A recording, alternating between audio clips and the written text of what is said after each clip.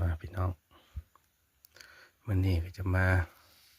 ซุ่มยิงปลาพี่น้องปลาคอน้ำนิ่งดีน้ำใสดีจะใส่ลูกแม็กครับแม็กแค่ทุกวันเบอร์5เนาะเบิ้งซีเมนต์บ่ที่นี่เห็นมันขึ้นอยู่นี่น้ำใสดีพี่น้องมาลุ้นกันเห็นนะพี่น้องปลานินน้อยยังมียิงเสือเป็นปลานินน้อยผมหมายว่าคือปลาคอเนาะปลาคอ